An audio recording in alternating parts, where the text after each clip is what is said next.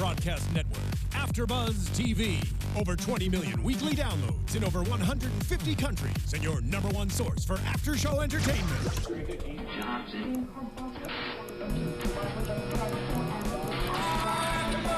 AFTERBUZZ TV, the destination for TV superfans. Producing aftershows for over 300 of your favorite TV shows, interviewing celebrities and showrunners, and bringing you behind-the-scenes exclusives. All thanks to E! Entertainment's Maria Menounos, producer Kevin Undergaro, and internet leader Akamai. Now, let the buzz begin!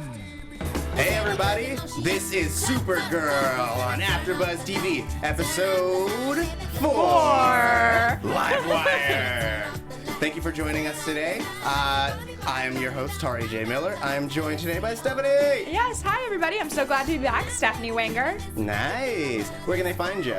At Stephanie Wenger on Twitter and Instagram, so go check that out for sure. Give me a follow.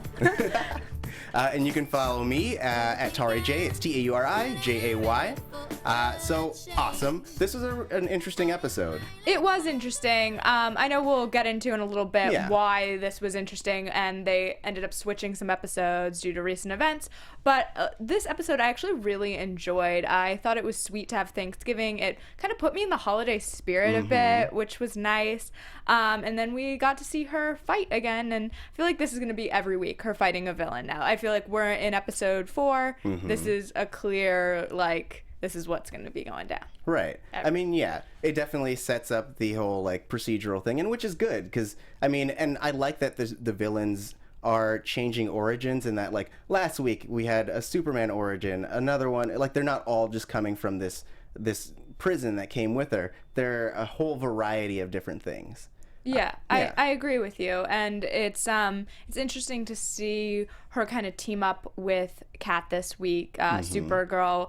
I have to say, I know we're supposed to suspend belief, but the fact that she is not put together that Supergirl and Cara are the same person, it does bother me. I know it's the suit, blah, blah, blah, but realistically, I was just like, she looks the same. Can we not all agree? Right. Like, at least related in some way? Yeah. Something's going on. Well, there are moments where I feel like she knows, and others where I feel like she's completely oblivious. Not to jump ahead too much, but there's the moment when Livewire attacks, and she sends Cara off. Specifically, she's like, hey, go, it's 20 floors away, I won't miss you, go be Supergirl. And it felt that way to me. Interesting. Okay, because I thought it was more like, go, like, I didn't take it as that she knew she was Supergirl. I took it more that she wanted to, in some ways, to protect Cara after they had that conversation about her parents dying and all of that, so send her away to get the security guard and hope that she was back in time with the security guard, but that, like, she really was protecting her in some way. Because I think that Kat is like, big bad boss in some ways, but also, like, has a real heart, and we saw that a lot in this episode. I'd agree. Yeah. I mean, man, I love the way that they're developing Kat, because she did start as such a hard ass, and she spent so much time, like, making sure that we were, like, really hot or cold about her. Right, because I feel like in the pilot, I was like, oh, she's going to be a nightmare. And we didn't get a lot of the sweeter side of her. And I was like, is this going to be, like, the ultimate challenge for Supergirl or for Cara, is dealing with this woman day to day, and how does she escape the office with this woman always kind of, I think I compared her to the Devil Wears Prada, like, in the pilot.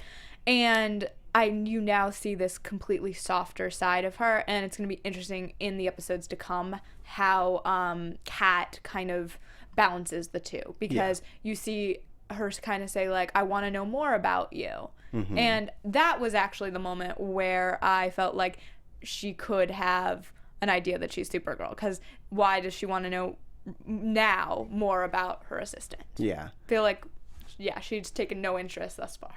Well, I took that moment to be that really connective tissue, and that they both related that they have parent issues. Like, we find out that she also had a domineering parent who was always pushing her, and she was never good enough, which made this character make sense. And I felt like this was the moment where, because everyone up until now was always saying, she never sees you. She doesn't know who you are. But like that personal moment made her visible, which I felt is dangerous because now like Kat's not stupid. And so now that she actually does see Cara, I mean, do you think that she will put it together? It's a good question. I wonder, I guess kind of similarly, if Kat, once she sees Cara, will she have more trouble kind of escaping to do the Supergirl things? Because now Kat's on her radar. So even if Kat doesn't realize that she's actually Supergirl, I worry that she won't be able to like escape the office so easily because now like she's absolutely on Kat's radar. Right. Which I think will be really good drama. Yeah. I mean, because essentially now we have Kat, who we think will become a mentor at this point. Now that and so in being a mentor, she's going to keep pushing her further and further, which means that essentially Cara will have to choose between her two masters, whether it's herself or Kat. I mean, they're both beneficial, being Supergirl and also advancing in her career, but ultimately she's going to have to choose. Yeah, and I think that's kind of going to be a lot of the first season, is playing out this balance between, can I do both? Can I be the career girl and save and be Supergirl all at the same time? And we're seeing her do a really great job at that so far, but I think it's only going to get more complicated, especially as these romantic entanglements come into play, because you see both men in her life, Wynn and James, kind of handling all of it very differently. They're both supportive, but in completely different ways. Oh, yeah. I mean, speaking of James, he has a new boo right now. A new old boo. A new old boo. This was something that, again, we'll talk about in a little bit with the episode switch up, but that relationship went from, like, flirty, like, oh, I'm flirty with my ex, to, like, weekend away in this episode. And we did have to skip an episode, so you assume that they got together in that episode. But love Jenna Dewan Tatum. Can't get enough of seeing her. I love her style. So I'm always like, oh, this is so much fun. But James and her, I don't want them to last. Of course I don't. Right. Yeah. Well, because you want her with Cara, but I don't want them together. I want Cara to not have to be with anyone. And I want Wynn to find his own girl. Okay. And I just, I understand. I think in the end, if we fast forward to the end of the series, I want Supergirl to stand on her own and be like the strong, independent woman that this show is so portraying with so many of the characters we see across the board. Really strong female leads in this show. But I think for season 1 of a show, I'm having so much fun with the love triangle. Like, I'm like, well, this episode, I thought she should stick with James, or like, I just felt so bad for Wynn in this episode. I think we've all been there where you just are like, I felt like when he was sitting at that Thanksgiving table and was about to say like what he was thankful for, he was clearly about to say he was thankful for her in some capacity. And then James interrupts, and your heart breaks a little for him. At least my heart broke a little for him. Yeah. No, I felt bad as well. I mean, because this is before the big reveal, but like at that moment you felt like he could have proposed, but it was just like he's always looking at James and Cara, knowing that he's never gonna be able to be what James is. She looks at him with such admiration. And I think we talked about in a previous podcast that we felt like once he got back with Lucy, we predicted James and Lucy would get together again, that maybe that was the moment Wynn would swoop in for Cara. And you can see that it's not going to be that simple for him because Kara's eyes are still on James. Right. Yeah.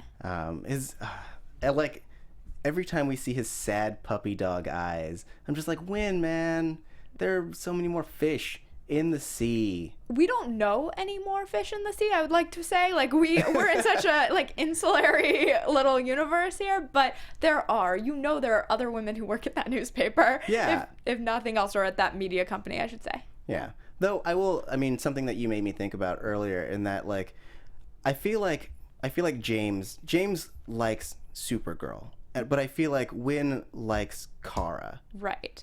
Because we saw last week James tries to protect Supergirl in a Yeah. lot of ways. Like, he called in Superman for help for Supergirl. And so he's all about protecting that, where Wynn came in and rescued her at the ball at work. Like, Right. it's so he's like concerned with Cara. So it's going to be interesting, and I think maybe that's how it will play out, is that as she's deciding which persona is more important to her, maybe the choice of a man will become clearer. I like that. Yeah, I think as I'm sitting here, I'm thinking like that might be actually it, is that she starts to, if she goes the Supergirl direction, she'll want to be with a man who loves Supergirl, if not vice versa. Yeah.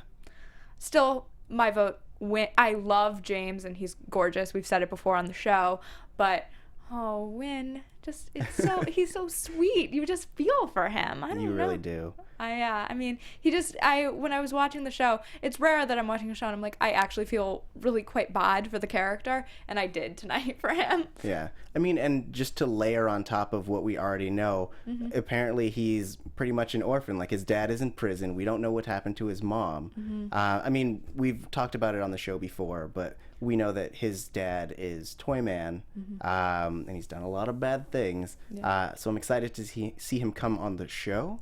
But, like, Wynn's backstory seems real tragic. Yeah. I mean, he's just all alone and needs Cara. I just don't.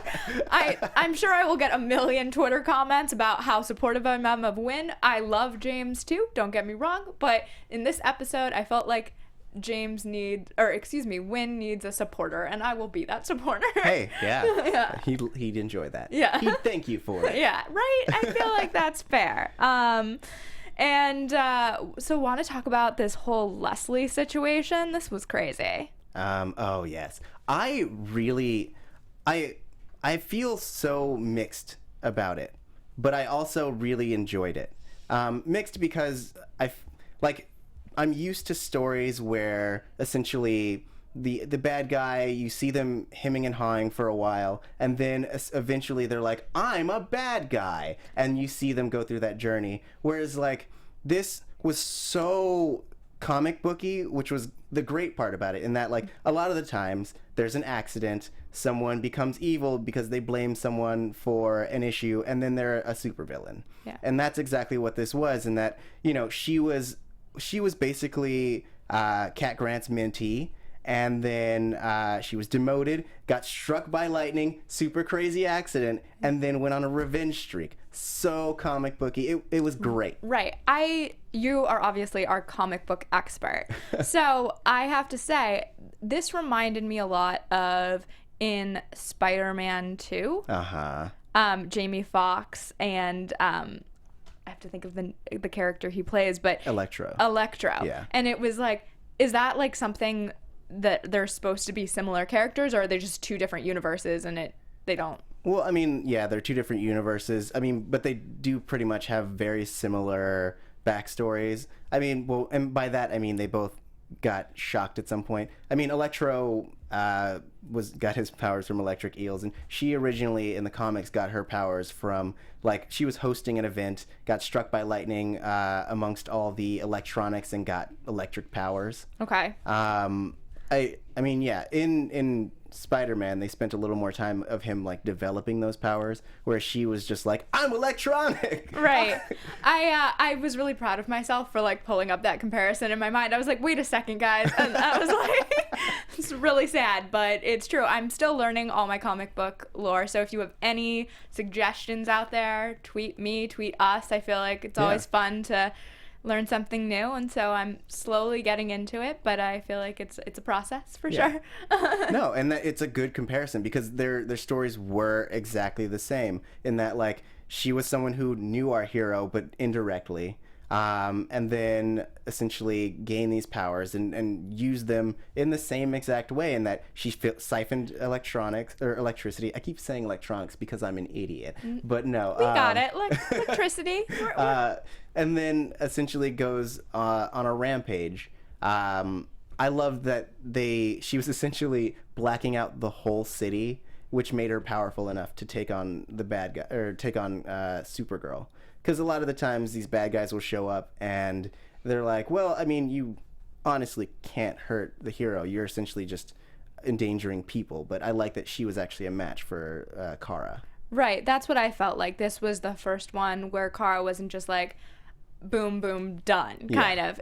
She actually, there was a little bit of fear in Cara, I felt like, and a struggle, and that was really interesting to see. I think that it's always hard on shows like this because logically we all know that the lead of a series is never going to get killed. Like, Supergirl is not getting killed off of Supergirl. Yeah. That's never happening. So you have to have it be interesting enough where there are moments of vulnerability and moments of that she could be injured or what have you, because you can't just have every week like, I'm Supergirl and I always win. That would get quite old. So you need to have those moments that show her a little less perfect or, the winner in every situation. And I like that on the show. I feel like this week we didn't get it quite as much, but she's like perfectly imperfect. Yeah. And I think that that's something they've done such a great job with, and we're only in episode 4, and you see her, like, I think they called her, well, they definitely called her nerdy tonight, but it was, like, the perfect amount of, like, geeky nerdy to go along with, like, all these powers. So I feel like that's how they're trying to, like, bring it down to earth and make us not always be like, oh, she's always winning, she's Supergirl. Right. I mean, I feel like she's only won once so far. And it was by a stroke of luck.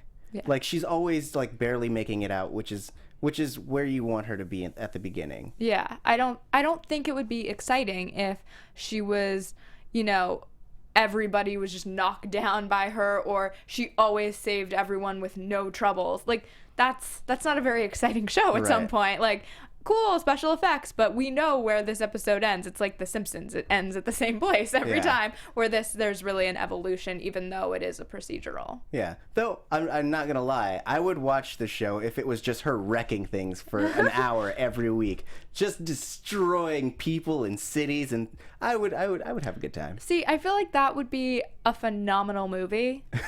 I don't know that I would be like, I would be into it for a bit, and then I would be like, well, okay, I know what's going to happen. I can skip this episode. Right. Like, that's where the way they're doing it makes me want to tune in every week.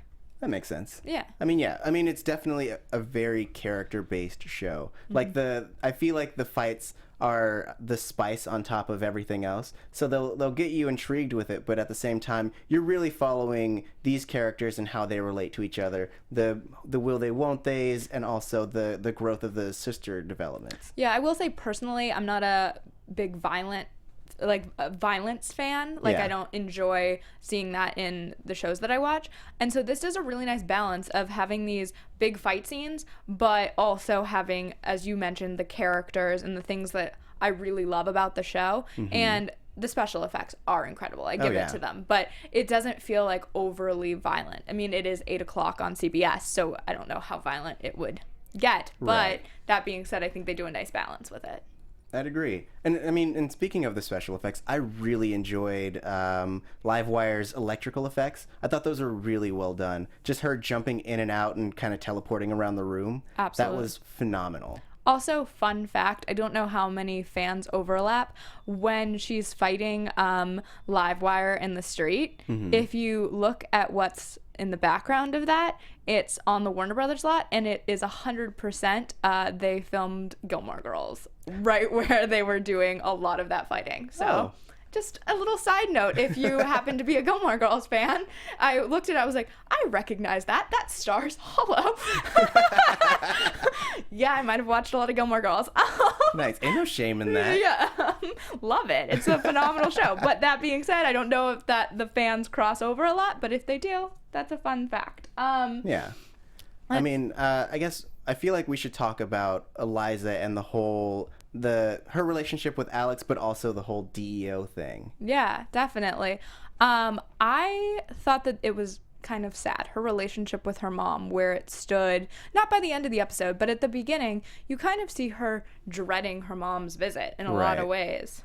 Well, yeah, I mean, it's hard having a parent who you feel like you will never be good enough for. Right. So just to have them be a presence, it means that you have to be, one, on your guard at all times, but also it builds resentment, which you could see throughout the episode. Yeah. I thought it was interesting that the resentment came from feeling never good enough for her mom rather than being in the shadow of Supergirl. Because that's where I would have thought she would have felt worse, is that like you have to live in the shadow of this girl who has all these powers and how she deals with them, and really she's like she is the big sister. Like she's very protective, and I imagine that's the reason she took the job with the DEO.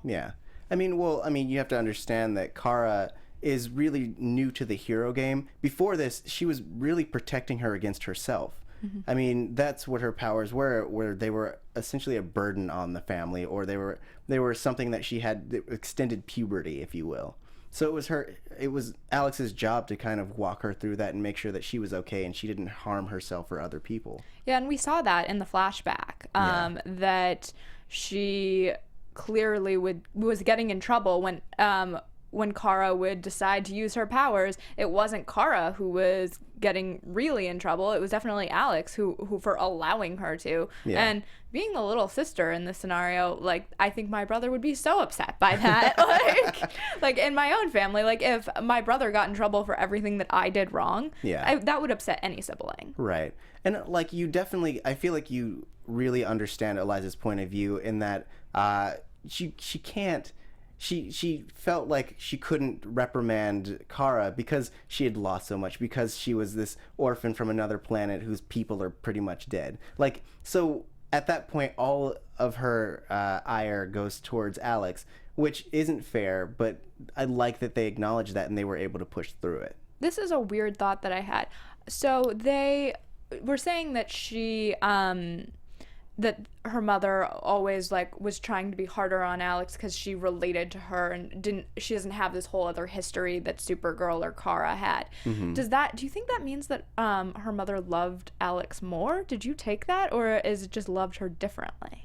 I would say that she loved her differently. I mean, it's because Cara wasn't really her daughter, and so she didn't really feel like she had reign over her life. She was just supposed to keep her safe. Whereas Alex, she felt like she had to mold and she had to make this like perfect child. It made me sad though to think about that, because I feel like they're both your daughters in some way. They grew up together. They consider themselves sisters. So like to have that different love, I think would be hard if both girls knew that. Maybe it helps Alex in some ways, but it just made me sad. Well, I mean, no, it is very sad, but I felt like it was also a really human way to portray parents, because in a lot of shows and in a lot of like literature, like parents and authority figures are painted as being these perfect mentor-y characters, and they always know the right thing to say, whereas like Eliza wasn't that way. She was trying her best, and she was basically thrown a big old curveball in her life, and that you're going to raise this special child, but you also have your own child that you have to focus on. Absolutely. No, that is fair. It's a very realistic portrayal of a very unrealistic situation. Right. But I think that it's interesting that that's the way they did it. Again, it's kind of actually, you're able to compare Cara to her mother in a lot of ways. Again, when I think about it, perfectly imperfect in so many ways. Like it's not so much the like stumbling through life, but maybe that's what we're getting by the flashbacks, is that she did stumble a bit as they were being raised, and she's still figuring it out. They're adults now, and they were sitting at that Thanksgiving table, and I think she's still figuring out how to raise her girls, which is really an interesting place and not something you see portrayed on television a lot. I agree. Like, that's what I really like about this show, is that they have a very real way of dealing with this extraordinary situation. Like, I brought it up in last week's show, I believe, where they had kind of addressed the fact that Cara was basically doing a lot more damage than she should be. And I love that because that's a very real aspect that shows tend to ignore, and they're also but this show breathes in it. It's the life of it, because it's getting through those imperfections that we cling to. Yeah, absolutely. And I think week to week, they're making these characters more real. Even Supergirl, who has all these powers, you're seeing her deal with work struggles, family struggles, relationship struggles. These are the things that most 20-year-old girls are dealing with. And so it's nice to see her kind of live in the real world, even though she has all these other powers and this whole other set of problems to deal with. Yeah. This is like a really weird side thing, but this episode made me laugh in that it had the most ill-timed phone calls that I've ever seen. Like, anytime someone was going to say something poignant or reveal a bit of information, someone got a phone call. I agree with you, and I would have to say, I mean, obviously intentional, it's a scripted show, but I think it's a really interesting storytelling technique because it allows you to be like, wait, we're gonna get it, we're gonna know the information, and then it makes you wait for another week. Like it gets you to come back for episode 5, which I mean I kind of love in a lot of ways. I feel like I have a lot of, I don't know, acceptance of this like superpowers and all this world that they're living in, where I would be so frustrated if this happened on another show that it was a little more I don't want to say based in, because we're talking about how real the show is in a lot of ways, but I guess like a show like Pretty Little Liars or Scream Queens or something, that it would be so much more frustrating. Right. Where those are other shows that I cover here, but I feel like this is a I have a lot of patience with it here. I'm like, wait, I know what they're trying to do. They're holding me off for one more week, so I watch it, and then, I can see it. And you start to see, and I felt like in this episode, you start to see where the season is building towards, which I'm really excited about. I think it's fun to see her. I hope she chooses a guy by the end of the season and hopefully figures out a little bit about this balance we talked about all episode, whether she's Supergirl or Cara, or can she be both. And I think in a lot of ways, she, you could argue that women everywhere are dealing with that same issue of like, am I the mom? Am I this? Am I that? And how do you balance everything? Or I guess people everywhere. I shouldn't just say moms. I mean, but like, based on the demo, like, I think that it's very relatable. Yeah. And I like that point a lot. Yeah. Circling back, I wanted to, speaking of revelations, we got a really big one in this. We didn't up until now know that Kara's father was dead, but we find out that he is dead from an airplane crash, but he also was part of the DEO, previously unbeknownst to us or the characters, and now it opens up this door in that essentially now it's the hunt for Kara's dad. I was about to say that was part of my prediction, was that he was coming back. We're going to see more DEO. I think it's going to be really interesting to see hopefully his relationship with Alex. I don't know if we'll get it this season, but I feel like this season will be more the chase to find him maybe, and then in the seasons to come maybe we'll see how his relationship with Alex and maybe Cara plays out. Yeah, that would be interesting. Man, Hank Henshaw gets more and more interesting every week, and I love it. Yeah. I love that he came in all like secret agenty in his suit, being like, "I'm gonna take your daughter," and they were not having it. Yeah. I mean, that's what made it was so interesting, was clearly, even though, like we talked about earlier, her mother loved her differently. Yeah. They protected her in such a great way, and her dad sacrificed what you can assume is so much for her to become part of the DEO. Yeah. Do you feel like, because I felt this way a little bit, in that knowing that Alex's father was in the DEO, I felt like it kind of not demeaned, but it lessened Alex's. It made Alex's achievement in joining the DEO feel less. I would feel terrible if I were Alex, but like I feel like she had bragged about the fact that she had been doing this research, and she was specifically handpicked by the DEO to join them. That's interesting. That's not how I took it. I wondered if she knew her dad was a part of the DEO already. Like that she may not know exactly what he does, but that she knows he's a part of the larger organization, because I imagine it's not just one room of people, it's many. individuals. Yeah. But I felt like her mom wasn't trying to demean her in any way. I felt like it was more like, I understand you. Like, I may have been hard on you, but I understand where you're coming from. Your dad did this, you did this. Like, it's part of our family too. Just like Cara has all these superpowers, being in the DEO is a part of what we do. Right. No, I mean, I didn't mean that, like, the mom was specifically trying to dig at her. In that, like, I feel like if I were Alex, to me, it would seem like all of her accomplishments are due to external factors, and that would, or at least that is what it would feel like. I know that she, in her own right, is a badass, and she's great at what she does. Like, even Cara pointed out in this episode. Oh, do you mean as in that because Cara was Supergirl, she became part of the DEO? Everything has happened to her. She hasn't really... Right. Okay. I can totally see that. That's not how I took it in the episode, though. Right. I felt like... I feel like I just want them both to be like strong, independent women. So for me, I didn't take it that she felt like things were happening to her, but rather that her family didn't understand what she did. She couldn't reveal all of that, and you see that when she goes to meet up with Cara, that she can't reveal all of that, so they don't have a full understanding of what she does. So I felt like by her mom telling her that her dad was a part of it, maybe that brought some understanding. Right. Okay. Yeah. I can make sense of that. Yeah, I feel like I can make sense of your point as well. So we're good. We just yeah. No, flown. We're good. Yeah. Well, I think that it's about time that we jump into some predictions. Ooh, okay. Well, before Your AfterBuzz TV predictions. Wow. Okay, that was not expecting it right that moment, but I'm glad it happened.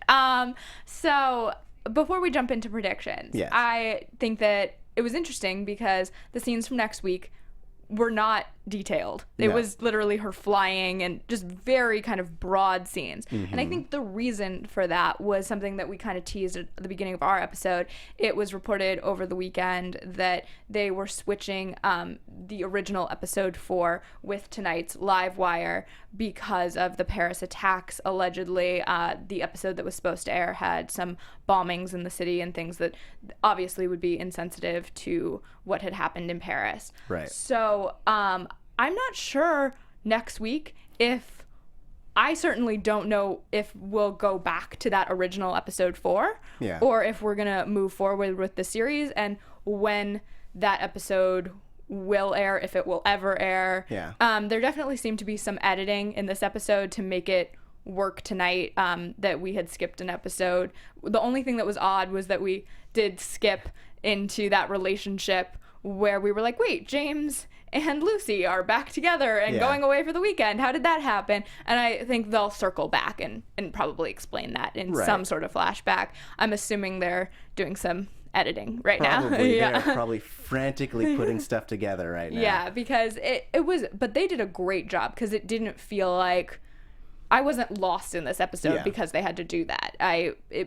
It felt fine to me. I was like, oh, okay, this episode makes sense. I got where it's going. Yeah. I mean, it was definitely an organic shift. I mean, there were no pieces lost. I think, like, you could even, with the James thing, kind of explain that away by saying that dinner that they had was really great. They decided to try to make it work again and go off on a vacation. And you're like, all right, fine. That's a thing that happened. Cool. Moving on. So I don't even think they really have to go back to the previous episode. They could just literally plow forward now that we have this big revelation. Yeah, it'll be interesting to see if that episode ever comes to light or as we move forward with all these current events that are happening. And obviously we should probably also note that, like, thinking of everyone in Paris, everyone affected by that tragedy, that is beyond. But yeah, it's interesting in the Supergirl world how it's going to play out. Right.